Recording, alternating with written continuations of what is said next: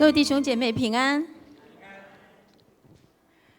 昨天晚上第一场的培灵会，林牧师给我们一个很精彩的信息。我不知道各位昨天有来听到的人，是不是跟我一样的大受感动跟激励？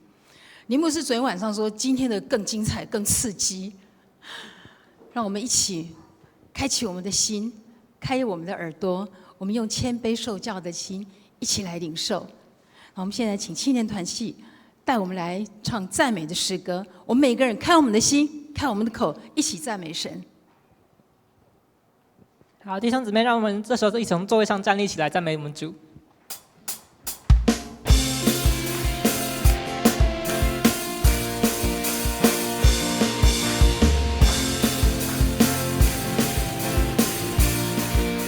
全心感谢，全心赞美。全心感谢，全心赞美，进入你的人。全心颂赞，献上慰藉，是最纯的果子。在你里面一无挂虑，喜乐满溢。常常感谢，不住祷告，盼望在于你。我要全心赞美，跳舞颂扬你，在你殿中一日胜过在世上千日。我要全心赞美，赞美还要赞美不已，一人同力欢呼声永不息。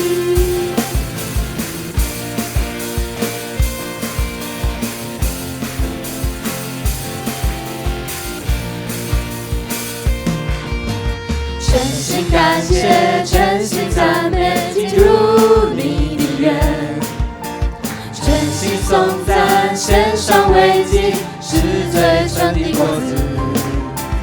在你里面一无挂虑，喜乐满溢。常常感谢，不住祷告，盼望在于你。我要全心赞美，跳舞颂扬你，在你殿中一日胜过在世上千日。我要全心赞美，赞美还要赞美不已，一人同力欢呼声永不息。我要全心赞美，我要全心赞美，跳舞颂扬你，在你殿中一日胜过在世上千日。我要全心赞美，赞美还要赞美不已，一人同力欢呼声永不息。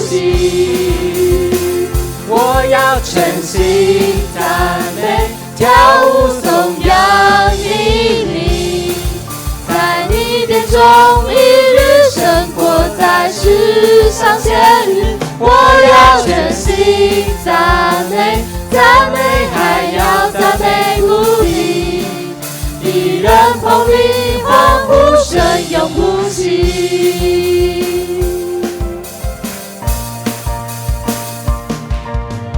让我们把掌声荣耀都献给我们在天上的父。哈利路亚！主，你配得我们全心的赞美，全心的敬拜。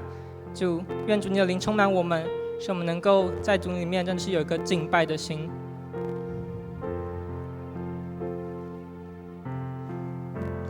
温柔的主圣灵，我的心注视你，主赐下的平安，拥抱我的全人，使我心感到满足。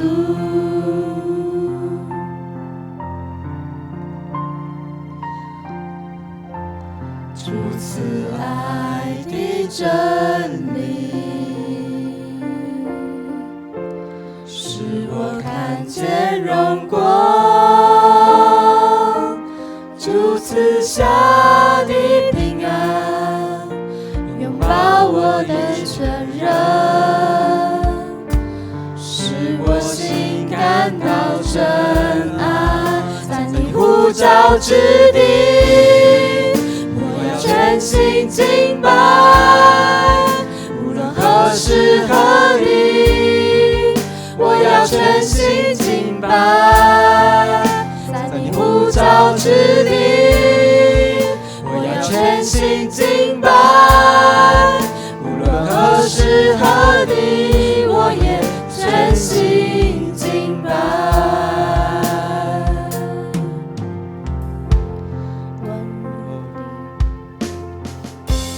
温柔的主圣灵，我的心注视你，主赐下的平安，拥抱我的承认，使我心感到满足。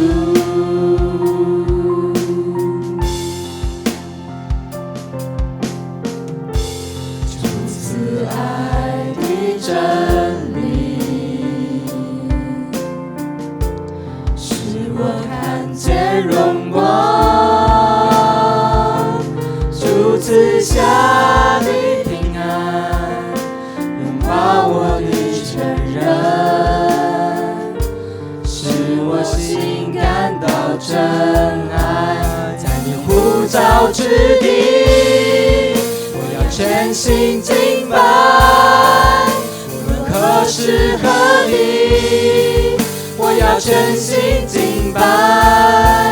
在你呼召之地，我要全心敬拜，无论何时何地，我也全心敬拜。在我所走的每个脚步，我所到的每个角落，在哪里我要敬拜。在我所走的每个脚步，我所到的每个角落，在哪里我要敬拜。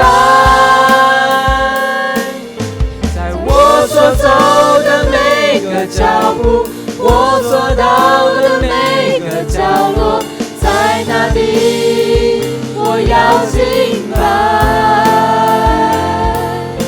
在我所走的每个角落，我所到的每个角落，在哪里我要敬拜。在你呼召之地，我要全心敬拜，无论何时何地，我要全心敬拜。在你呼召之地，我要全心敬拜，何时何地，我也全心敬拜。在你呼召之地，我要全心敬拜，无论何时何地，我要全心敬拜。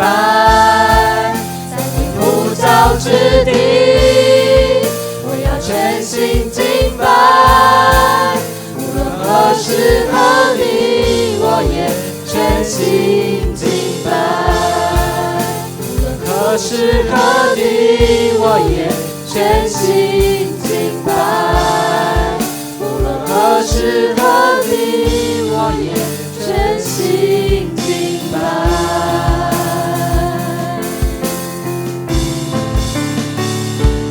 我神真伟大，歌颂你生命真伟大，全地都看见。我神真伟大，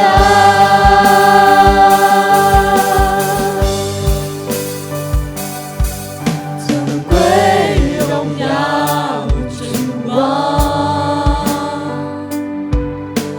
在真地之上，愿万民都喜乐，全地都喜乐。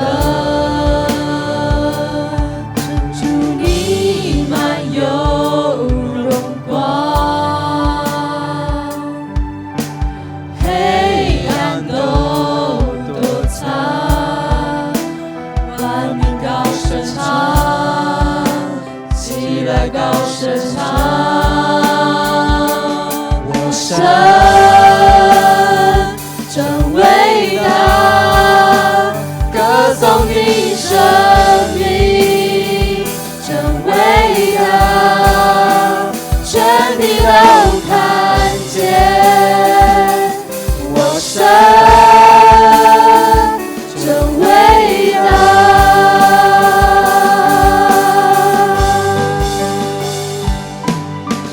你至圣尊名，配受大赞美，真心歌颂我神真伟大。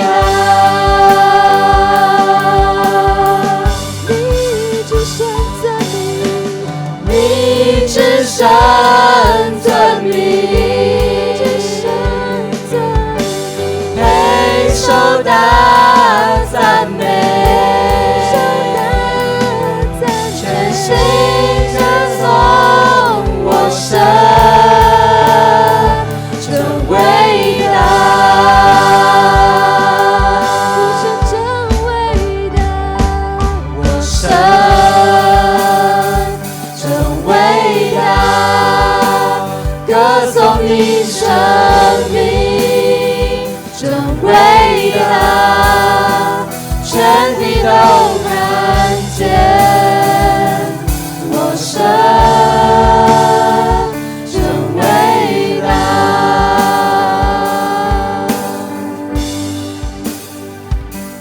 我神真伟大，歌颂你生命真伟大，全地都看见我神真伟大。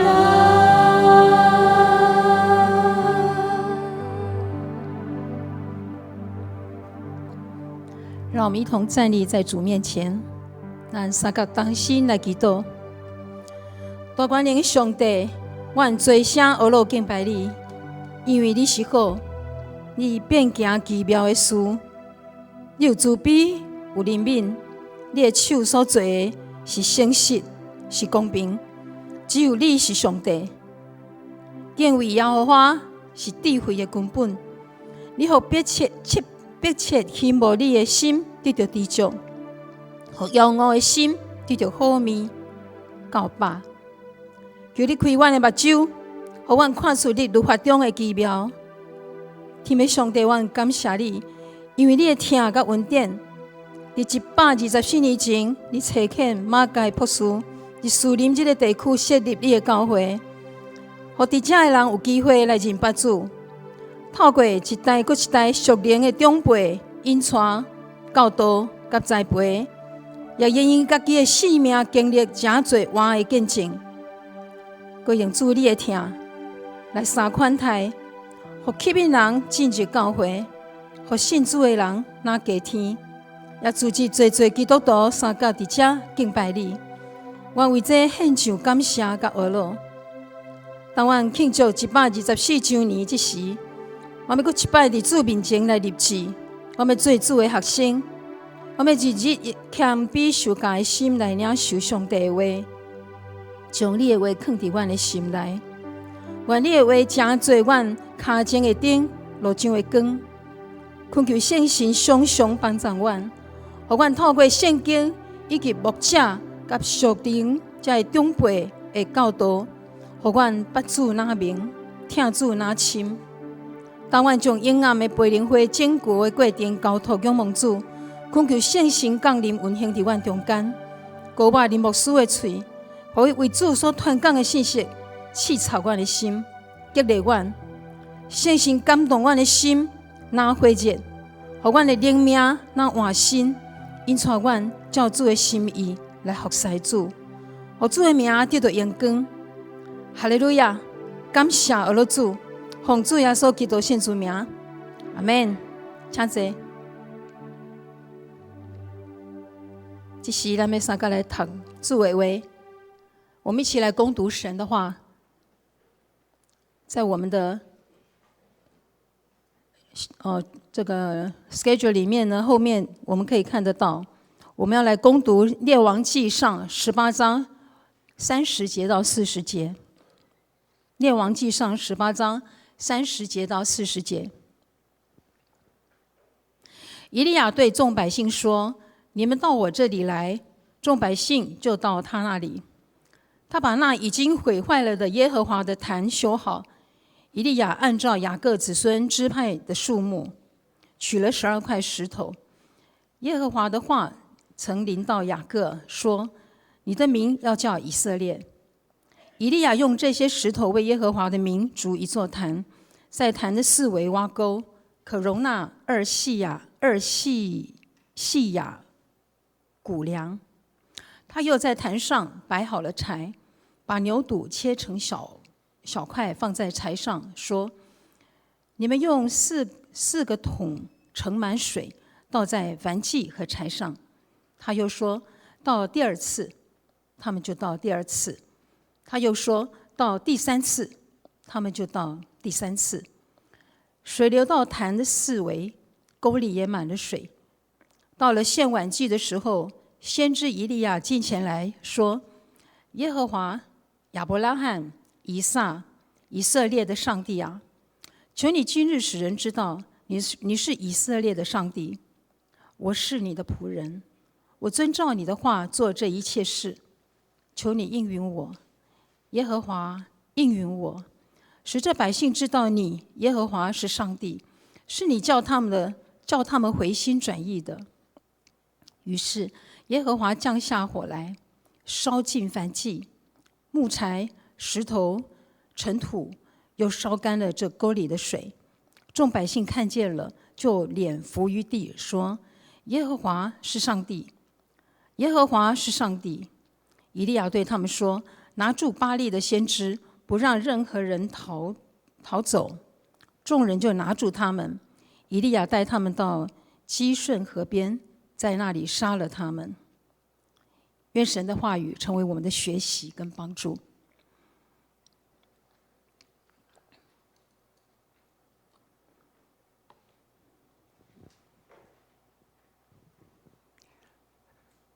感谢主，让咱今仔日在咱今年教会生日，我们教会生日哈，我们说社教周年，它其实就是教会的生日，教会生日，咱会当有培灵会。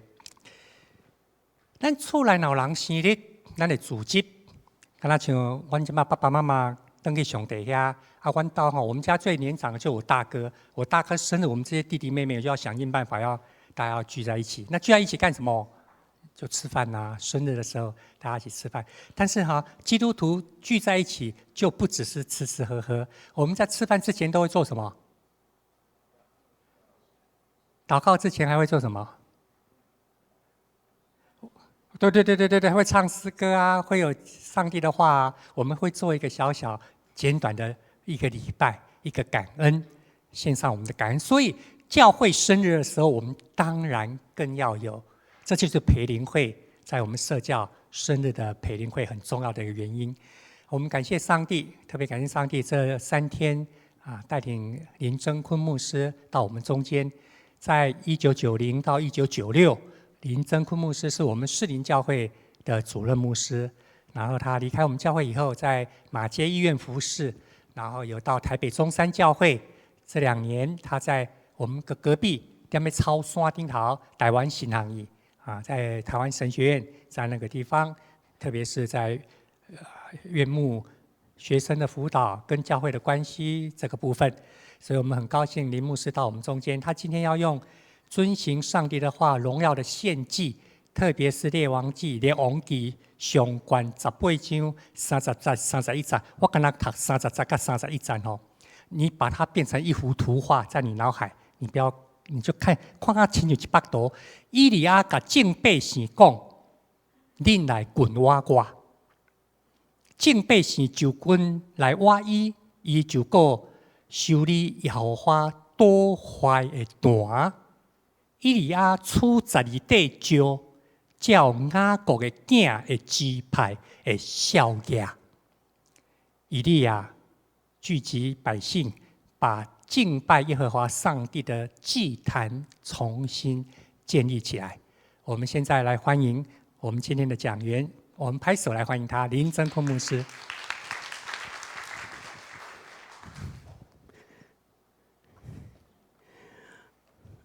这样的欢迎方式，我觉得有点奇怪，好像我们现在在做专题演讲一样，而事实上不是，这是一个很重要的培灵会。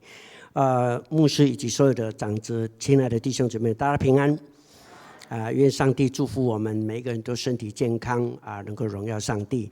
我今天早上一大早我就到赞美操去跟那些赞美操的同工一起跳赞美操，因为很久没有运动了，跳跳赞美操来健壮我们的身体，所以我会鼓励弟兄姊妹们，我们应该要好好的努力运动一下不要肚子越来越大，然后呢三高就越来越高，这是很痛苦的事情。身体不健康也不能够荣耀上帝，要荣耀上帝也要有健壮的身体，我们才有办法服侍上帝。然后呢我就很快的跟那些同工们吃一顿早餐，丰盛的早餐，吃完了以后就赶到中立教会去参加一个结婚典礼。因为那个结婚的父母亲我是他们的媒人我是他们媒人，就是也叫我阿公级的我去参加他的婚礼，很高兴。然后吃饱饭了就去关心一个长老，他身体有点欠安去关心他，探访他，跟他聊一聊。然后呢，我就坐高铁就赶上来，然后来到这个地方大概是6点多左右就是这样子。这是我今天的行程。然后我今天晚上在这个地方有培灵会。我们盼望我们所有的弟兄姊妹，你每天的生活都是有计划的，你每天的生活都是要活出上帝的话。昨天晚上我跟大家一起分享，借着圣经约翰福音第7章37节到44节，跟我们一起思想一个很重要的主题，我们要渴慕上帝的话。如何才能够渴慕上帝的话？那就是你必须活出上帝的话。一定你会听不懂我说你是在讲啥？牧师你在讲什么？活出上帝的话，渴慕上帝的话，就是要活出上帝的话。这是怎么解释的？是怎么解释的？我昨天有稍微提到我自己灵修的经验，因为今天有很多年轻的弟兄姊妹，我跟你们分享。我不知道你读经的经验是怎么样，我的经验是不太想要读啦，很烦啦，还有一个什么很难啦，对不对？读不懂啦，哇，我们有很多这些事情。昨天晚上我跟大家分享的，年长弟兄姊妹都听过，我也希望讲给你们听。我想你们的经验，我的经验跟你们的经验，我想差不多，没有一个人是例外的。我们都不太想要读圣经，第一个不太想要读，第二个就是读不懂，我们都有这个问题。你知道这个问题怎么解决吗？就一个办法，就昨天晚上我讲的，我今天不能重复再讲一次，只是告诉你，你要领受上帝的圣灵，你才有办法开启你的心窍。你知道吗？什么事情都有一个窍门，对不对？我记得以前早期那个我们那个年代那个门做门戏帮，不听过不？你们一定没有听过。怎么讲？就是木门木门那个不能够不是电动，按一下它就自动关起来，没有的，要手工的，要去倒，你知道不？要去倒门戏帮倒会好势，就是说它有一个窍门，每一行每业都有它的窍门，对不对？做业务的有没有举手一下？做业务的没有啊？哎呀，OK 呀，做业务有窍门的做老板的有没有？做老板也有窍门，做员工有没有窍门？也有窍门，每一行都有它的窍门，只要你把它窍门搞懂了，我告诉你，你老讲霸气你可以吃一辈子，绝对没有问题。窍门。读经也要有窍门，那个窍门简单的说，就是你要领受圣灵。很多人就会问我说：“牧师怎么领受圣灵？难道你是灵恩派吗？”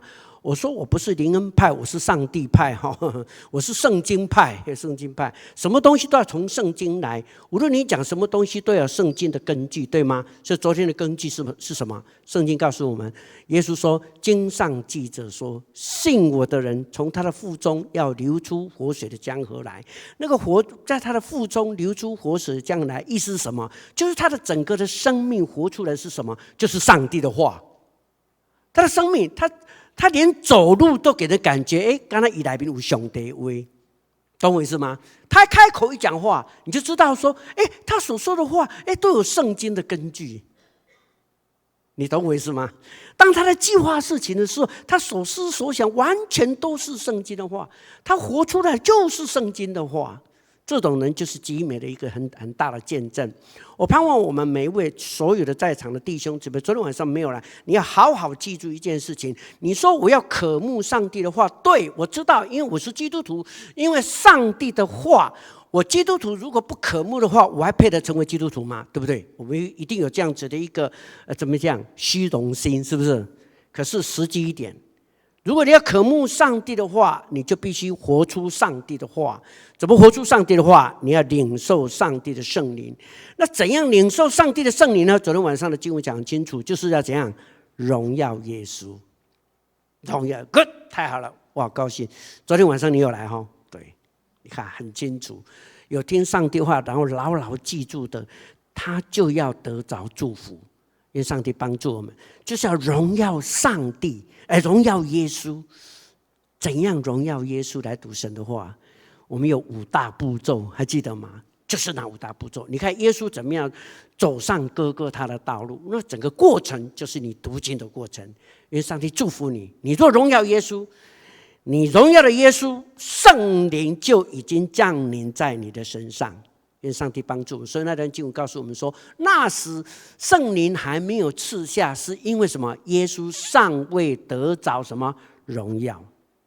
所以耶稣如果得到荣耀，你就怎样？你就已经领受圣灵，就这么简单。这是昨天的，跟大家稍微复习一下，让我们能够明白上帝的话语。那今天我们要讲什么呢？更进一步要谈的一个问题，我既然已经活出上帝的话，因为上帝的话深深影响着我的行为，深深影响到我的生命，我所思所想所做都是要活出神的话语，对不对？所以呢，活出神的话就必须要什么？行神的话，你就要遵行神的话。我记得有一个故事我觉得还蛮有意思的哈，我看来的，有一本书提到一个老故事，就是中国古代有一位画家，不知道闲来无聊还是怎样的，画了一幅画，很奇怪。那幅画是什么呢？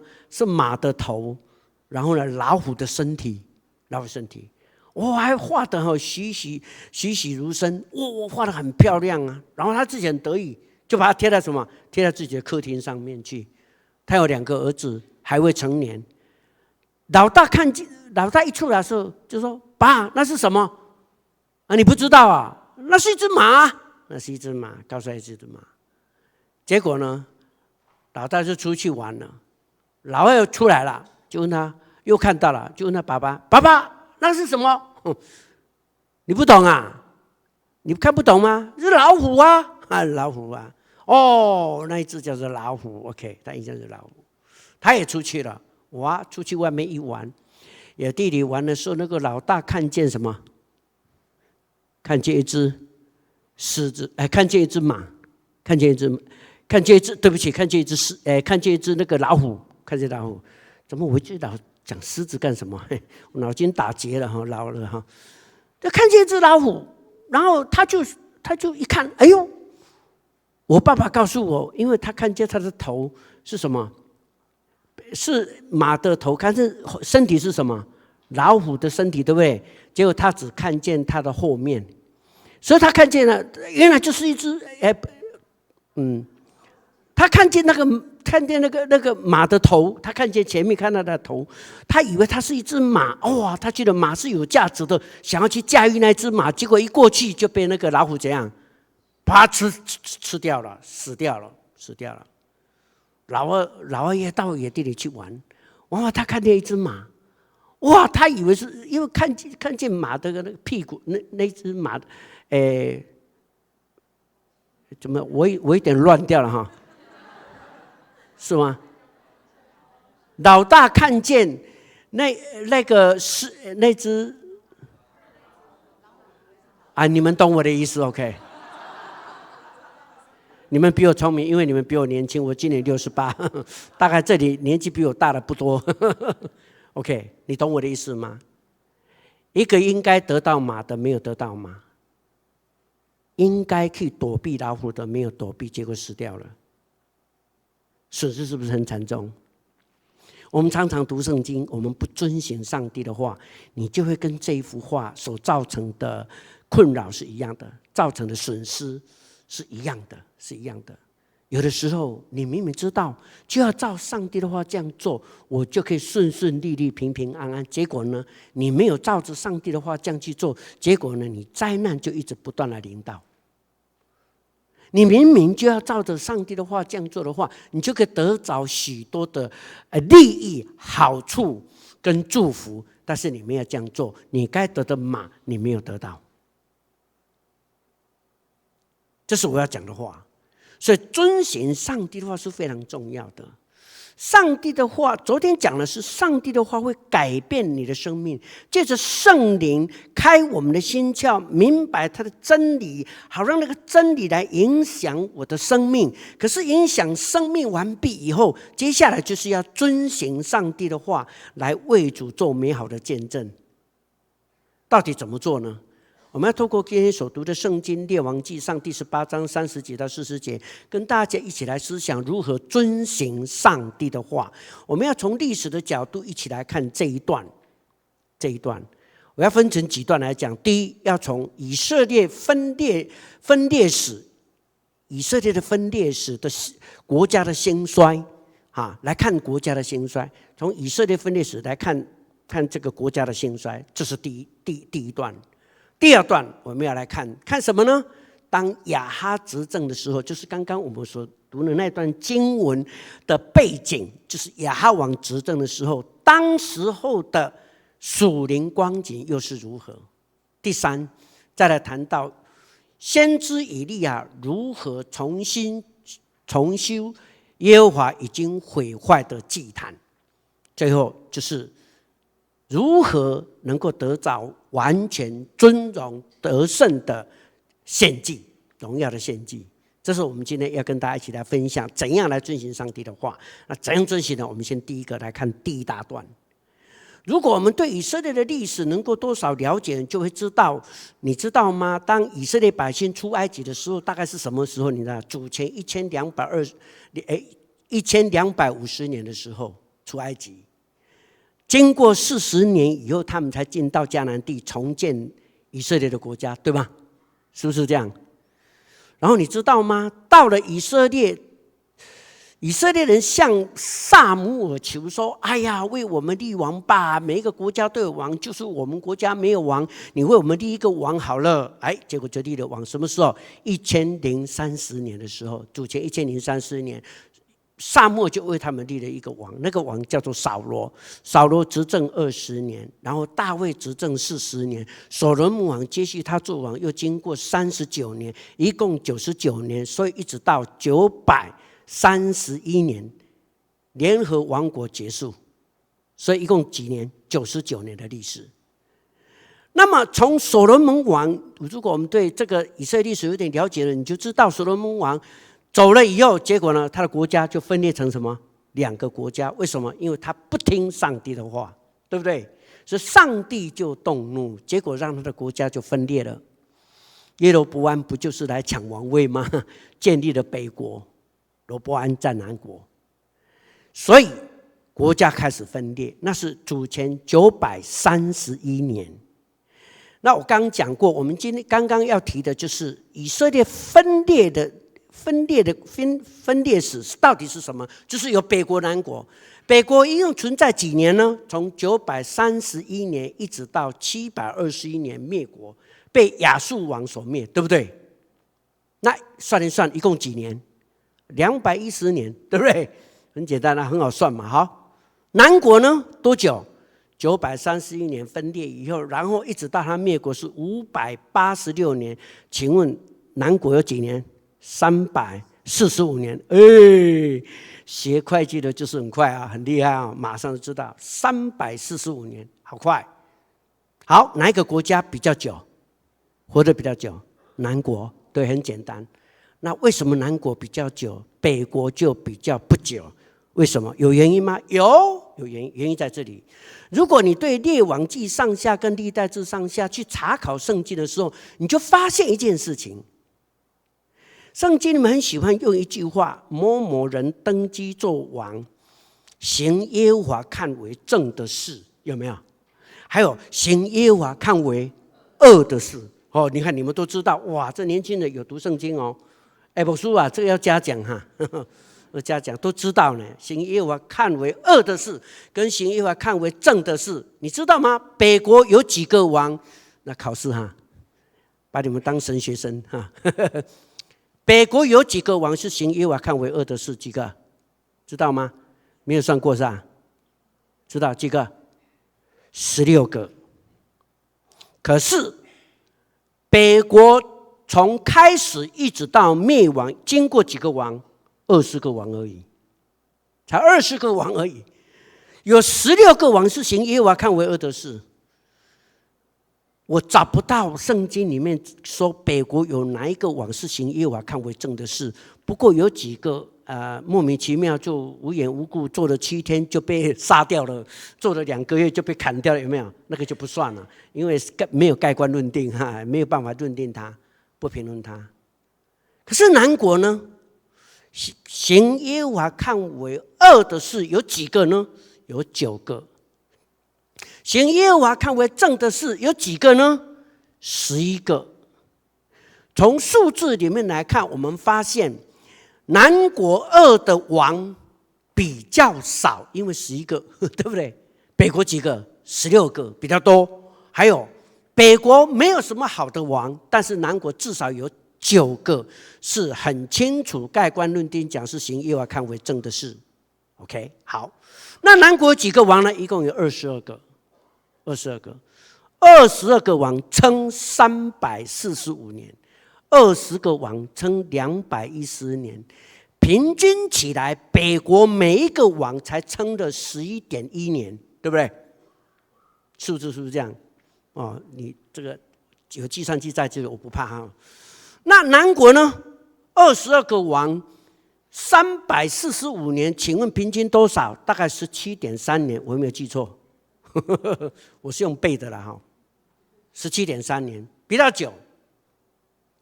我就因此我得了一个结论，这个结论什么？听好，很重要。顺我者昌，逆我者亡，这就是旧约神学，就简单一句话而已，对不对？上帝说：“顺我者昌，逆我者亡。”今天有很多的政治家。历代以来，很多的政治家、经济家、老板，任何人都好，很多人常常很喜欢讲这句话：“顺我者昌，逆我者亡。”有没有黑道啊？好，顺我者昌，逆我者亡。我告诉你，没有一个人有资格讲这句话，只有上帝才有资格讲这句话，请你记住。但是我要告诉大家第二个结论：你若行耶和华看为正的事，你就蒙祝福。命较长，对不？上帝就祝福你。你就行耶和华看为恶的事，上帝就咒诅。很简单，就这样。那请问大家，这本圣经它大本在这哈，你读不读啊？读啊！因为你不读，你就不知道上帝的话。你不知道上帝的话，请问你如何遵行上帝的话？对不对？你看我们大家在找工作的时候，一进到新的公司，公司一定拿什么东西？工作规则，丢一本给你，对不对？照这个规则办理。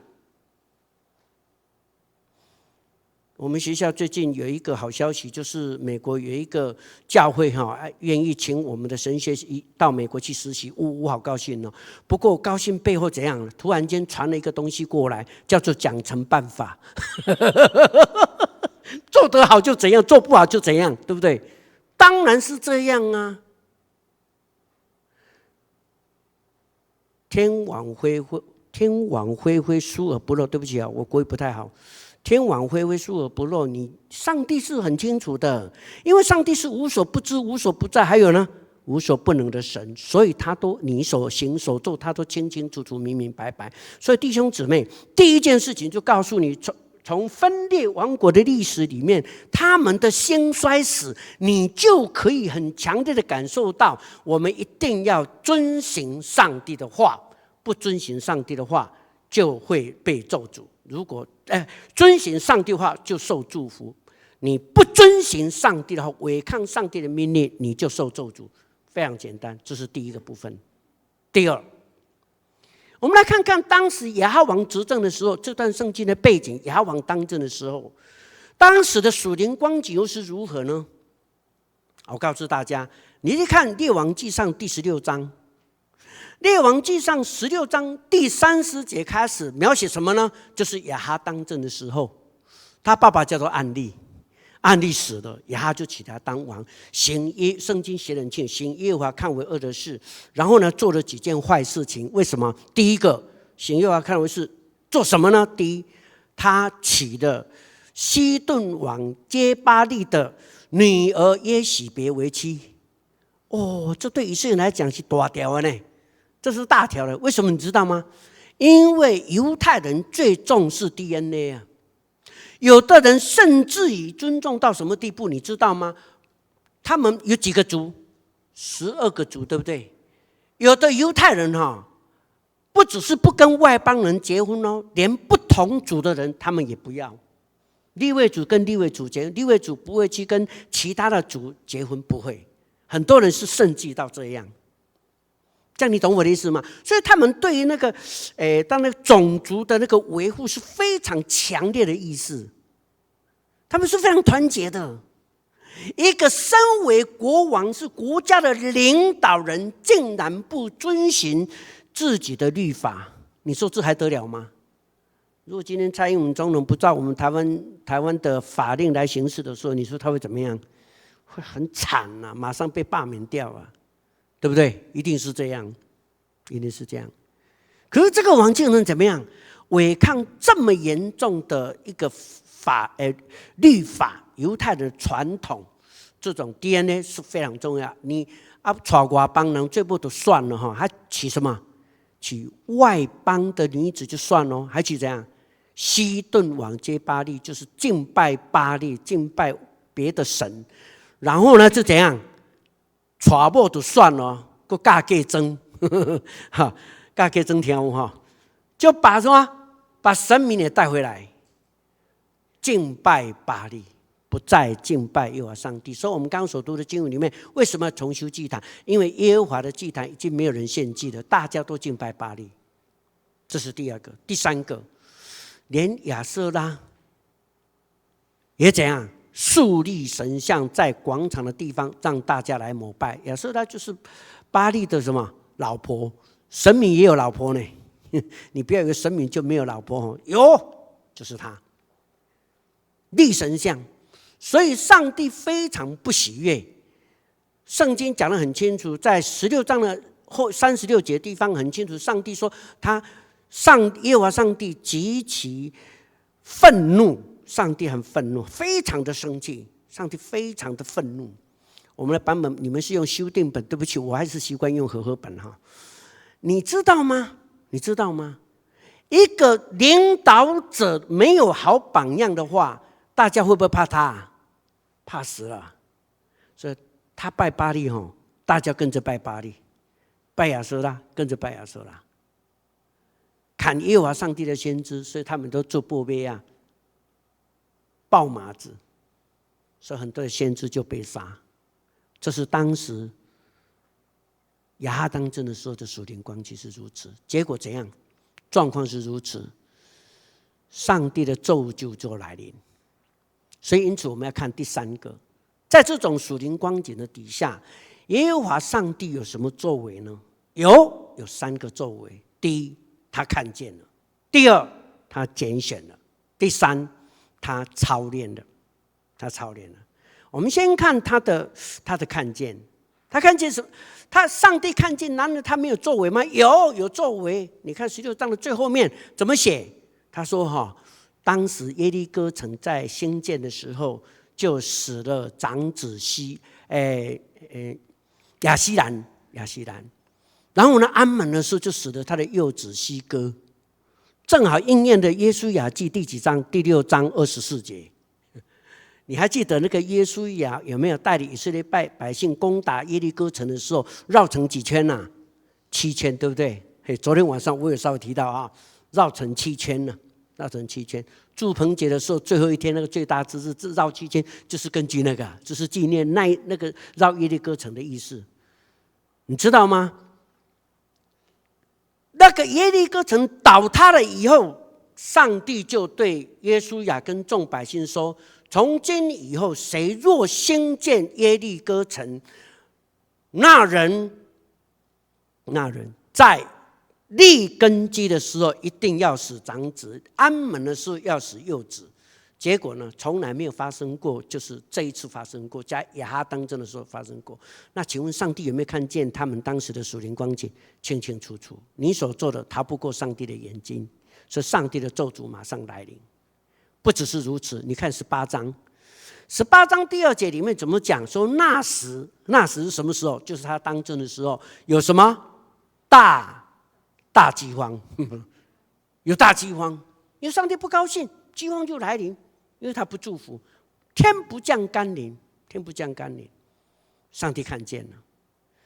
好，我们再看，那这种情形，上帝不只是要处罚咒诅，对不起啊，我是台语较好。敢讲上帝要爱毁灭这个国家吗？不是，上帝没有坐视不管，不是说只有一直处罚，不是。上帝有他的作为，要挽回他的百姓，因为他的爱是主动的爱，就像他把耶稣基督给你给我一样，是主动的，不是因为你有多好，是因为你很坏，你坏到底了，没有救了。所以上帝说：“我爱你，你虽然是不可爱，我还是爱你，所以我派耶稣基督来救你，一样的道理。”所以他就开始拣选人，要拯救这个国家，他拣选了谁？拣选了2个人，听清楚啊，哪2个呢？第一个就是先知以利亚，第2个就是俄巴底，这2个人。第一个先知是怎样的人，你知道吗？你看那个17章第1节，他太勇敢了。他看见亚哈王做到上帝都不喜悦，所以他就一个人跑到亚哈王面前去跟他呛声。他说：“我如果不祷告，上帝绝不降雨下来。”给呛声因为你是坏的王，所以我如果不祷告，上帝就不降雨。就说不怕死，你知道不？热血沸腾，为了主的事工，冲锋陷阵，毫不留情，完全摆上。上帝要这种人，他要拣选就是这种人。你是这种人吗？我们来想想看。第2个，哪一种人？沉稳内敛，沉着坚毅，撑得住，隐忍，所有一切的痛苦，他都隐忍下来，就是为了大局着想，为了长远的目标来谋福利。这叫俄巴底。上帝拣选这2种人，以利亚冲锋陷阵，俄巴底在后面努力。俄巴底是谁？俄巴底就是亚哈王的管家，在旁边帮助他。因为时间的关系，我没有办法讲那么多，你们自己去看17章、18章，就会很清楚了解我在讲什么。可是上帝不只是拣选拣选人完毕以后就好了吗？没有，上帝拣选完毕，他就操练。他要用的人，他一定操练。操练什么？你看17章，以利亚这样呛瞎了以后的结果，你想会怎么样？一定会被砍头，对不对？他是王他超有生杀大权你竟然跟他呛瞎，本来就要被砍头的，他根本就不怕，死就死嘛。今天我们台湾的历史里面有很多烈士我很佩服可是我更佩服现在台湾留下了很多隐士，那我更佩服。为什么？烈士他跟刀对无戏都说嘛，但是要变成烈士，哇，历史就记名字，他谁为了国家牺牲，对不对可是隐士就更不容易。可是上帝要用的人不只是烈士，有隐士。上帝为了烈士，他要操练他。以利亚就是这样，从17章开始，上帝用3个阶段来操练他。第一，把他叫到哪里去？基利溪旁，让他过那种乌鸦叼饼的生活。我每一次讲到这里的时候，我就会想一个问题：哇，那个当时没有手表哈，这个乌鸦吼很准时呢，早起6点吼，拼倒来啊呢，吼，拼倒来啊呢，中昼12点吼，佫足准时的呢，拼嘛来啊呢，嘿，那还厉害吼？为什么那么厉害啊？没有手表呢，他怎么那么厉害？晚上吼5点多，饼又来了，饼又来了。乌鸦标炳的生活，他经历掉上帝是供应的主，上帝是供应主，是现实的上帝。当他经历这个以后，上帝就把他调到哪里？告诉他去撒勒法的地方，让一个寡妇养，有没有？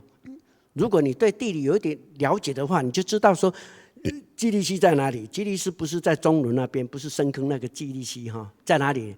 是在巴勒斯坦的东南边的地方，约旦河的东边外面的地方，是在东南边的地方。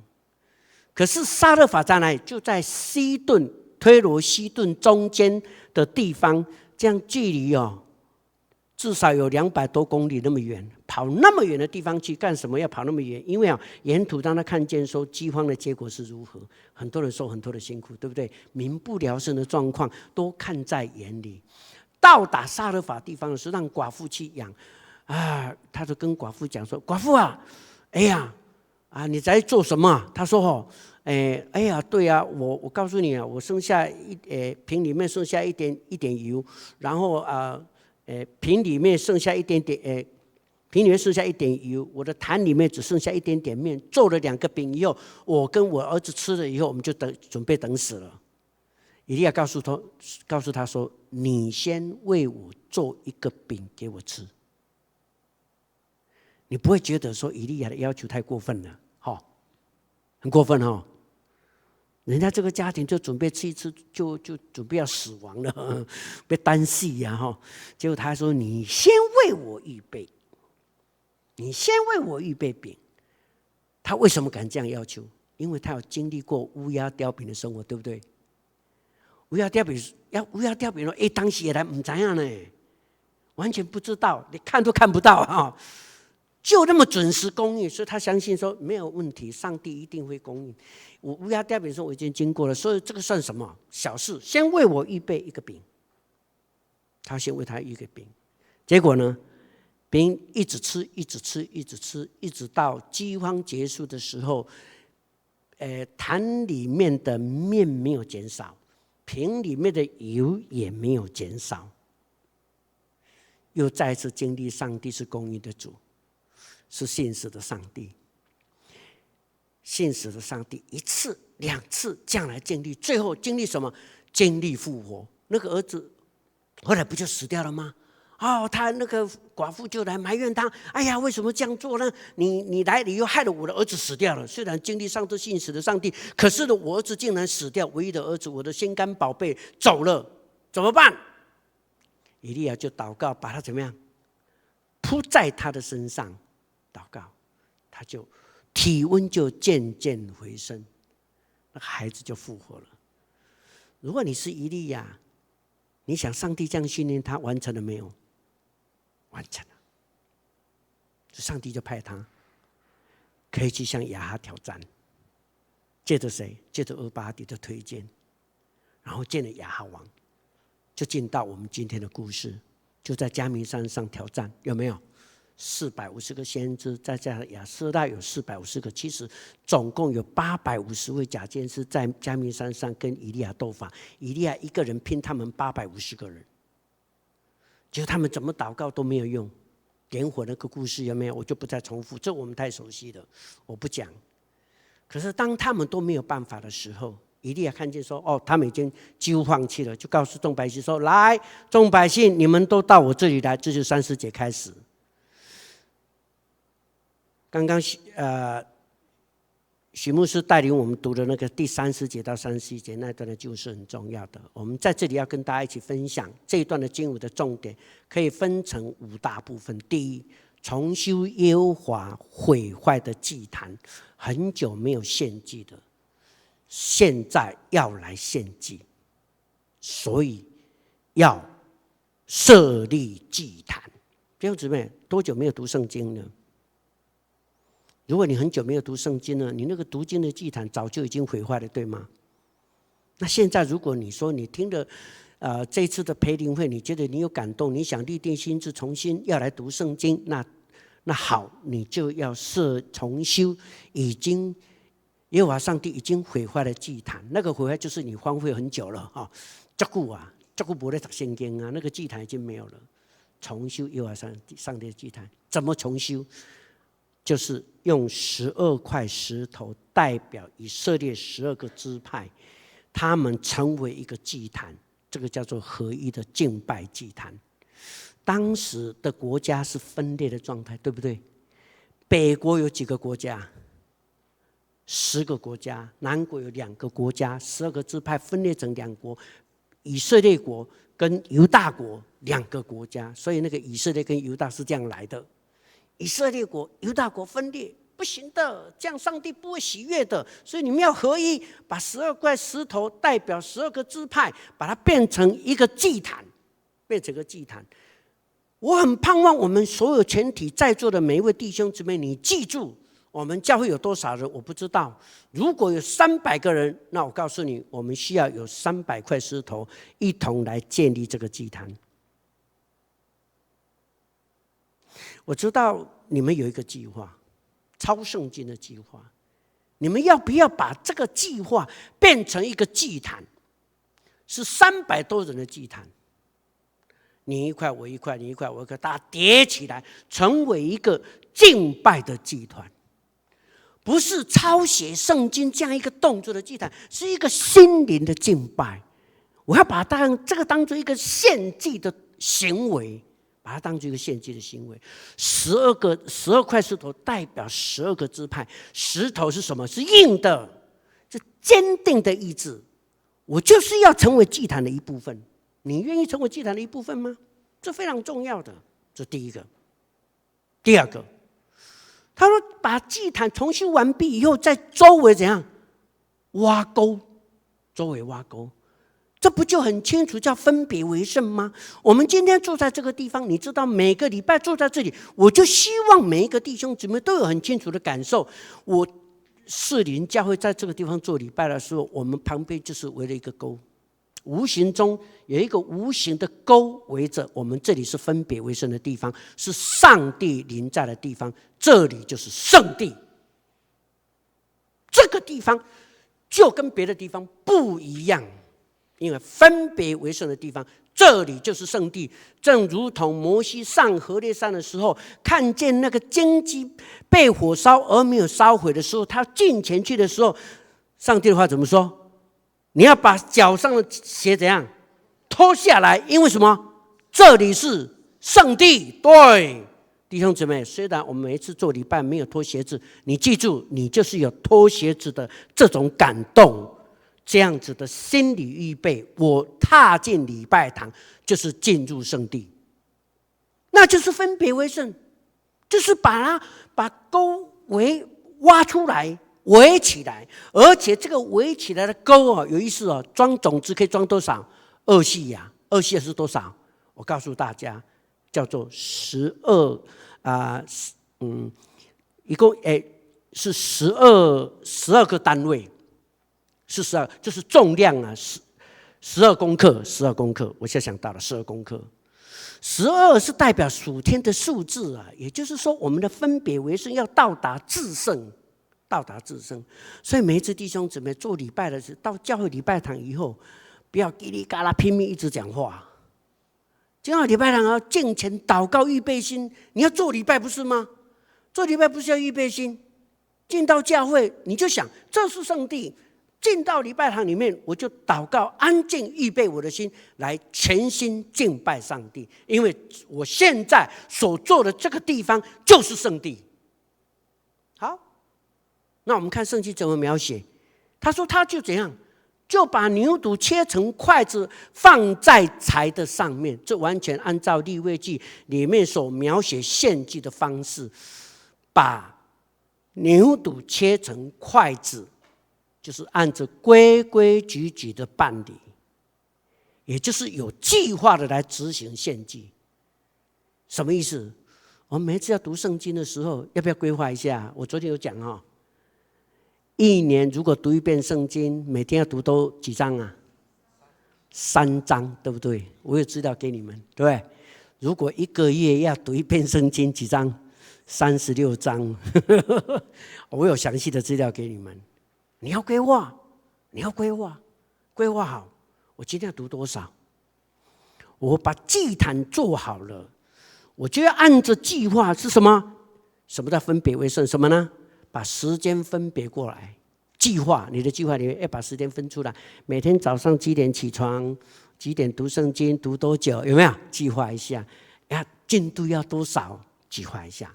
把它切成筷子，那个切成筷子哦，大地拢安尼拄好，拢白大地，放个嚼，要献给上帝，就是要上好的，要准备个足嚼整来献给主。我很盼望我们在座每位弟兄姊妹，你的读经计划是用这样子的态度来举行，把时间分别出来，然后在什么地方也要分别出来。我告诉你你一定会觉得很奇怪我告诉你，有的时候我会把时间，把地方分在什么时候，你知道吗？摩斯汉堡，我去吃早餐的时候，有没有点了一份早餐？我喜欢培根鸡蛋堡，然后一杯咖啡，叫了以后，然后把桌子找到了固定的地方，我自己分别为圣在那边呢。吃完早餐，我开始读我的圣经，准备我的讲章。旁边叽里呱啦跟他讲跟我一点关系都没有，因为我已经分别为圣。那块桌子那个位置有没有？还有那个时间我分别为圣，可以的。喜不喜欢去麦当劳 ？OK 啊，没关系。图书馆更好，书房更棒，房间好不好 ？OK， 客厅行不行？行，哪里都行。你只要把它分别为圣，按照计划来进行。在我们看圣经怎么描写，他说以利亚告诉他们说：“你就去拿4桶水桶来，拿4桶水桶来干什么？要把水浇在祭坛上面。现在要做什么？不是要祷告上帝从天上降火吗？那是越干越还是越湿越好啊？当然是越干越好啊，这是自然定律，对不对？可是为什么要拨水？证明什么？证明以利亚对上帝有什么？有信心，对上帝有绝对的信心。这个绝对的信心到什么程度？你知道拨几次？一共拨3次。拨第一次他就拨第一次，拨第二次拨第二次，拨第三次拨第三次，一共拨了几桶？12桶又是属天的数。对不起，刚刚那个是14公升，那个什么2细亚是14公升，对不起。那14公升 ，OK， 12桶，那是绝对的意思，属天的绝对数字。我对上帝有绝对的信心，拨第一次，拨第二次，拨第三次，所以呢，拨的那个什么水满溢过来，已经把那个沟子都淹满了水，都淹满了水。哇，信心这么大，信心这么大。所以当献晚祭的时候，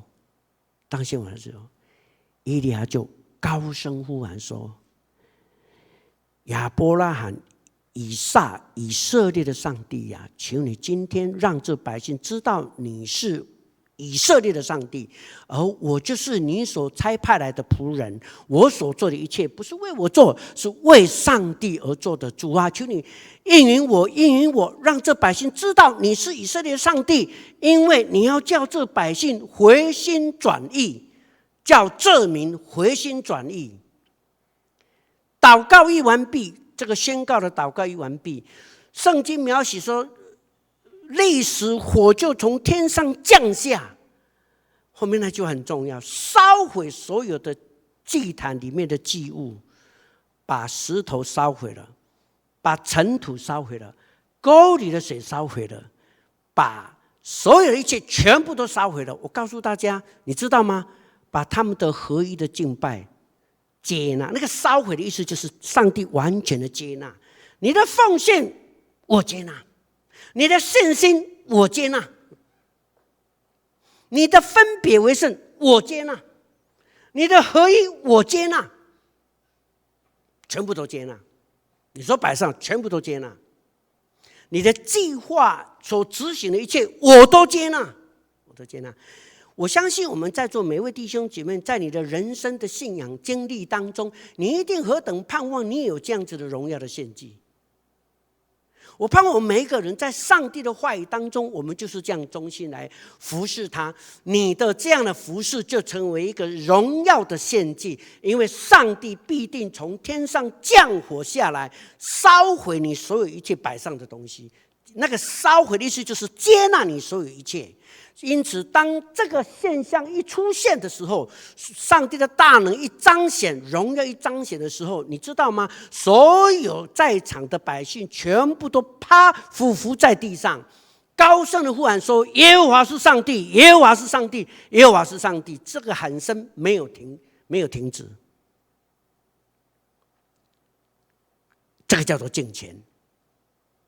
弟兄姊妹们，遵行上帝的话，若不敬虔的态度，你不可能遵行神的话。只有敬虔的人才会认真的遵行上帝的话语。我盼望我们每位在座的弟兄姊妹能够透过以利亚这样子一个荣耀的献祭，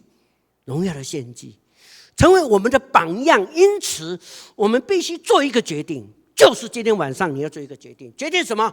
主啊，我要愿意被你拣选，我要成为合你心意的仆人使女，被你所用。因为这个缘故，我愿意被你来操练。我愿意到基利西，我愿意到撒勒法，我愿意经历那个最困难的叫使人复活的那个大能，也能够临到我。让我们一起来接受这个操练。只有这样，我们才有办法渴慕遵行上帝的话语。愿上帝帮助我们。最后我想讲一个小故事做我的结束。日本古代有一个画家非常出名，叫做Hokusai。这个人都是在皇家里面专门在替人家画画。以前没有照相的东西嘛，都是靠画画。他画的不得了，他都专门为那个皇太子啊，为那些大官啊专门画画的。他画的东西让大家都非常赞叹。其中有一个大官，他有一只老鹰。这个老鹰非常聪明伶俐我不会形容太厉害了。总之就是很棒的老鹰。可是老鹰年龄快到了，快要死了。他就很担心这老鹰死掉以后不知道怎么怀念他，老是放在自己脑袋，很可惜，能不能一直流传下去？他希望为老鹰留下他的倩影，所以就找这个火库赛来帮他画画。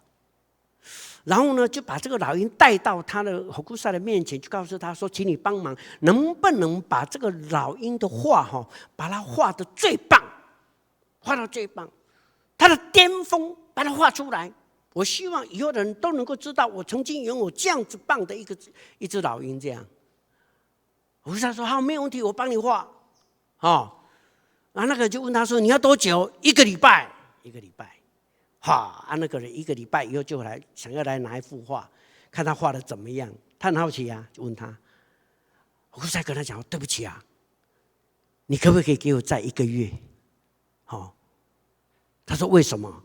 哎呀，你就不要问为什么了如果要画得好的话，再给我1个月。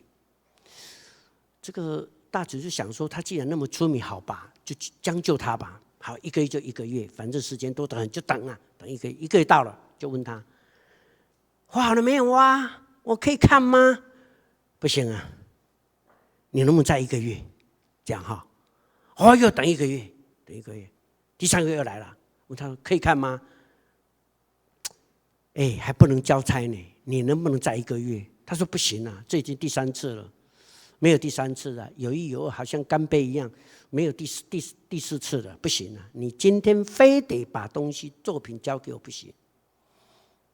结果我跟他说：“好，既然你要我现在画给你，马上画给你。”他就把那个宣纸拿来，毛笔拿来，然后就很快的就画完了。不得了！让那个大官很赞叹说：“这只老鹰怎么画的那么棒？你那么会画。”但是他赞叹完毕后就很生气了，为什么？开玩笑，你刚刚才花了10分钟的时间就画完了，我等你等了3个月，你都没有交给我。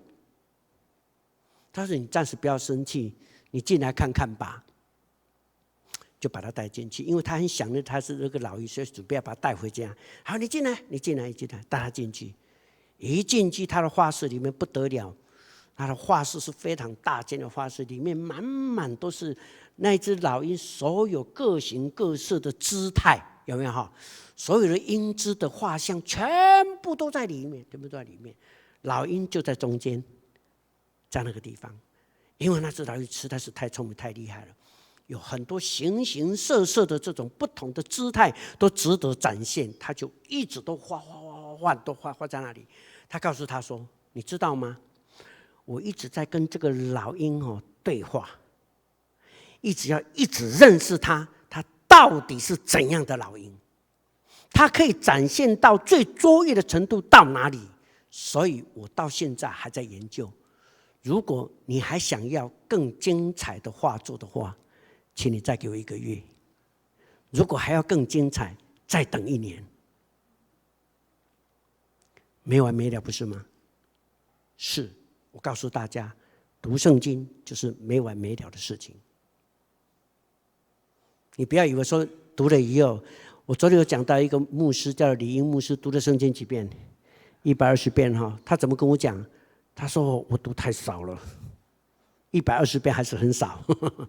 他说我对圣经还是不够了解。是的，上帝的话，然后那么简单就让你完全了解。这是一生的功课，盼望这一生的功课，你都在经历巅峰的状态，好吗？我们一起来努力，同心低头来祷告。天父上帝，感谢赞美你的恩典，给我们这段宝贵的时间，一同来思想你的话。求你帮助我们用敬虔的态度来面对这一本重要上帝的话语圣经。主啊，我们不是拜他，我们就是要透过这本圣经来更认识你自己，因为你是那全知全能无所不在的上帝。谢谢你的恩典，让我们可以信靠你，来仰望你。这位创始成终的耶稣，是我们永远一生要追随的对象。好，让我们借着上帝的话，不断的研读，不断的学习，不断的敬虔，让我们就越来越认识你。透过圣经，我们就越来越敬虔，越来越成为合你心意的仆人使女。让我们在这个教会成为你重要的仆人使女，来在这个社区里头来见证荣耀你的名。好，叫我们遵行你的话语，使所有人跟随我们，就正如同我们跟随基督一样。靠耶稣的圣名祷告，阿们。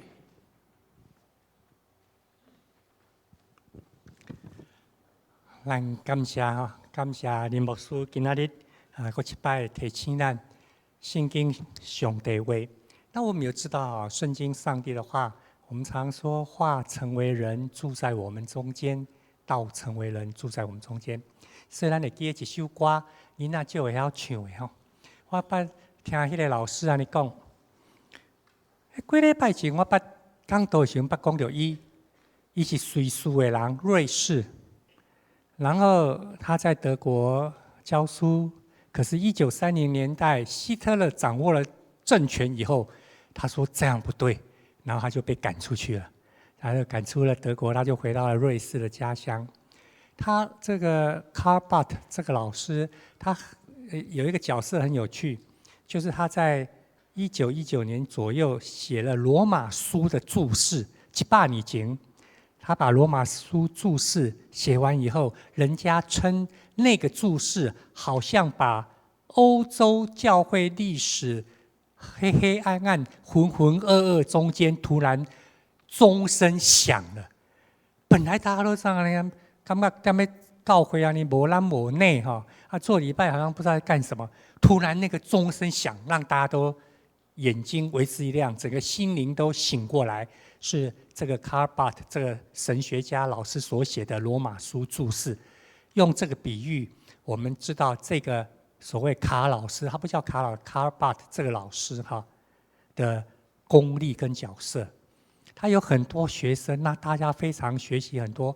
后来人家就问他说：“你一生神学著作那么多，跟上帝那么亲近，那如果把你的神学，把你跟上帝的关系整个合起来哈，圣经哪一句话，或是说你要用什么样来表达？有没有一个高深的 slogan 给我们知道？”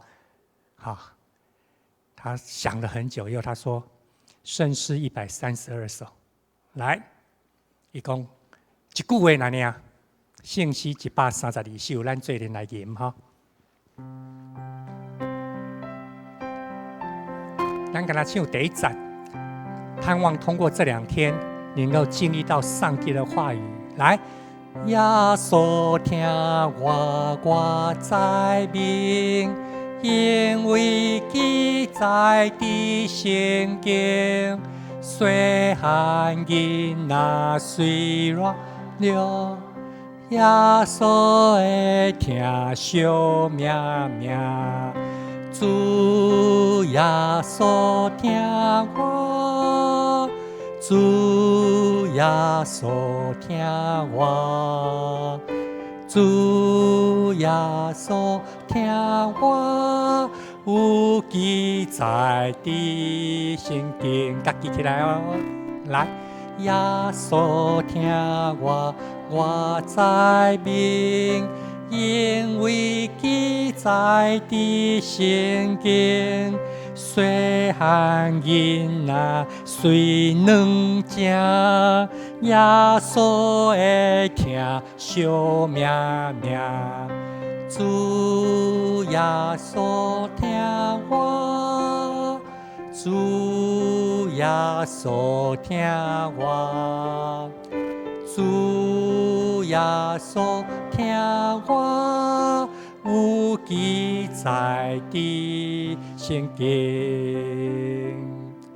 我们首先安静我们自己，在上帝面前来经历他怎么爱我，想想。到底耶稣怎么样的爱我？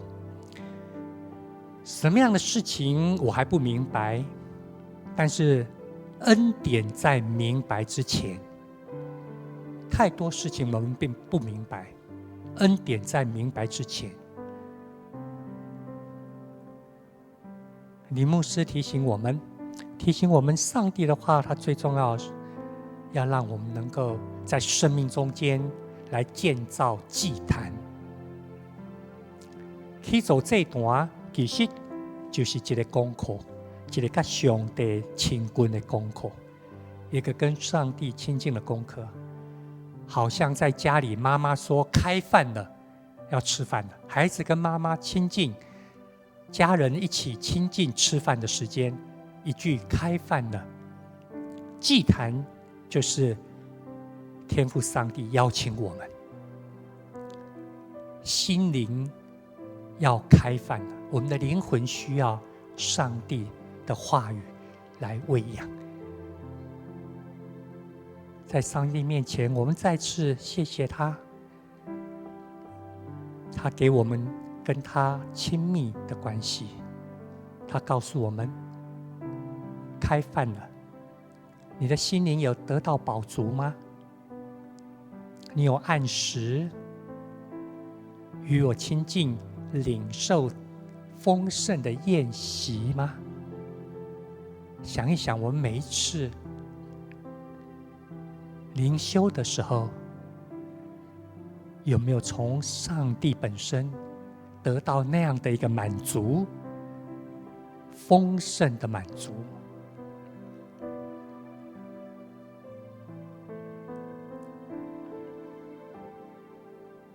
主耶稣说：“我就是生命的粮，到我这里来的必定不饿，信我的人永远不渴。”我们的灵魂有一个洞，不管什么东西放下去都不会得到满足，唯有上帝本身。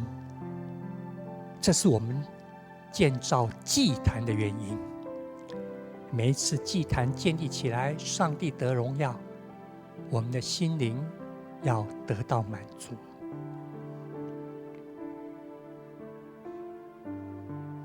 我们这个时刻也特别为我们自己的家来祷告。每一个人的家成员不一样，有1个人，有2个人，有5个人。无论在我们的家是几个人，我们求主帮助我们，在我们的家也能够建造祭坛，经历到上帝的荣耀在我们中间，为我们自己的家祷告，求上帝的话语成为我们家的基础，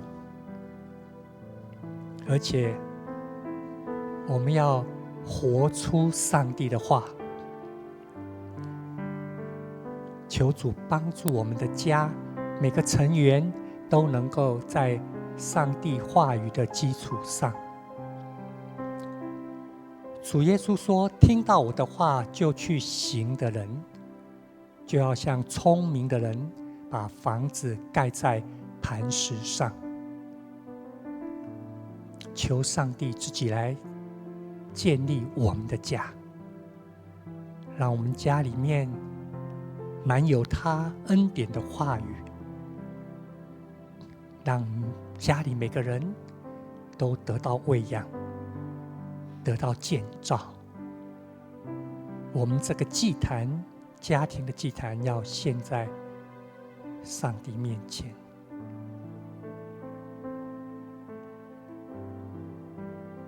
我们也特别为我们的教会献上祷告，感谢上帝让我们士林长老教会在这个地方宣扬他的话语，高举耶稣基督。求主帮助我们，不管我们有多少弟兄姐妹，不管我们老老少少，我们每一块在上帝面前分别为圣的石头都能够连结在一起，同心合意。这样的连结要让人家看到我们在主里面的合一，也要带出一个合一的一个方向。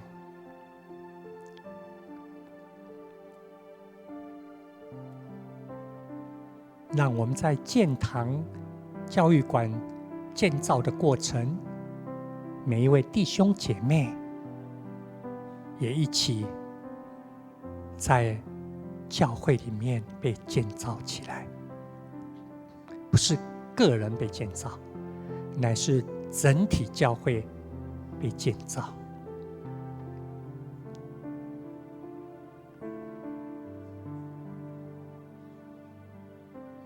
恳求主的怜悯永远无离开咱，让咱会当经验到主耶稣基督奇妙的疼。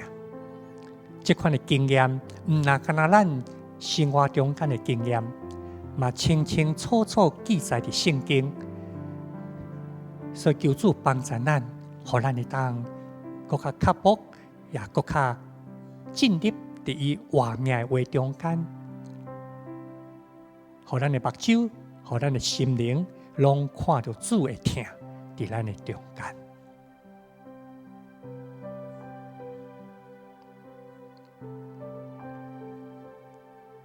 耶稣疼我，我知明。恳求主各一摆帮助咱，让咱会当通过伫伊面前咱的告别，来领受伊所予咱想袂到的恩典甲快乐。咱起立做阵来吟，耶稣疼我，我知明。咱唱2解。耶稣疼我，我知明，因为记载的圣经，细汉囡仔虽软正，耶稣会疼惜命命。主耶稣疼我，主耶稣疼我，主耶稣所听我有记载的圣经。耶稣听我在明，因为记载的圣经。虽含因那虽能听，耶稣会听小命命。主耶稣听我，主耶稣听我，主耶稣听我，有记载的圣经。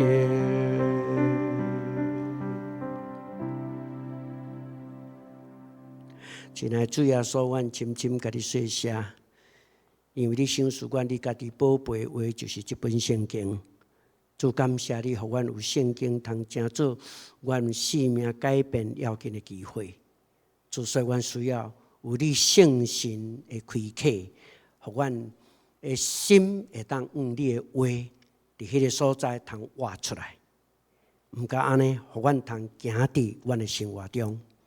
真做无福气的人，但愿主耶稣基督丰富的恩典，天父上帝极大的疼痛，圣实的相托甲感动，常常甲恁正人三个伫地，对这粒起到永世代无尽。